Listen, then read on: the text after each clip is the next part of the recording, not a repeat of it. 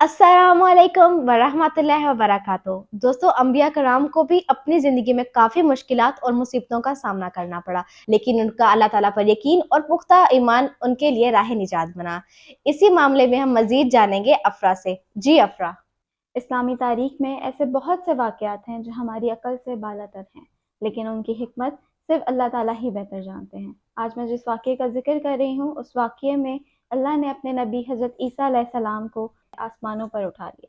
तो वाक़या कुछ यूँ है, हज़रत ईसा अलैहिस्सलाम जब यहूदियों के सामने अपनी नबूवत का ऐलान फ़रमाया, तो चूँकि यहूदी तो गुमराही में पड़ चुके थे कि हज़रत ईसा मसीह अलैहिस्सलाम इनके दीन को मनसूख कर देंगे, इसलिए यहूदी आपके दुश्मन हो गए। यहाँ तक कि जब हज़रत ईसा अलैहिस्सलाम ने महसूस किया कि यहूदी अपने कुफ्र पर अड़े रहेंगे और वो मुझे कत्ल कर देंगे, तो एक दिन आपने लोगों को मुखातिब करके फरमाया कि कौन मेरे मददगार होते हैं अल्लाह के दीन की तरफ। बाज़ हवारियों ने कहा कि हम खुदा के दीन के मददगार हैं, हम अल्लाह पर ईमान लाए और आप गवाह हो जाएं कि हम मुसलमान हैं। बाकी तमाम यहूदी अपने कुफ्र पर जमे रहे, यहाँ तक कि जोश अदावत में इन यहूदियों ने आपके कत्ल का मंसूबा बना लिया और एक शख्स को यहूदियों ने, जिसका नाम तयानूस था, आपके मकान में आपको कत्ल करने के लिए भेजा। इतने में अचानक अल्लाह ताला ने हज़रत जिब्रील अलैहिस्सलाम को एक बदली के साथ भेजा और इस बदली ने आपको आसमान की तरफ उठा लिया। आपकी वालदा जोश मोहब्बत में आपके साथ चिमट गई, तो आपने फरमाया कि अम्मा जान, अब क़यामत के दिन हमारी मुलाकात होगी, और बदली ने आपको आसमान पर पहुंचा दिया। तयानूस जब बहुत देर घर से बाहर नहीं निकला, तो यहूदियों ने मकान में घुस कर देखा तो अल्लाह ताला ने तयानूस को हज़रत ईसा अलैहिस्सलाम की शक्ल में बना दिया। यहूदियों ने तयानूस को हज़रत ईसा अलैहिस्सलाम समझकर कत्ल कर दिया।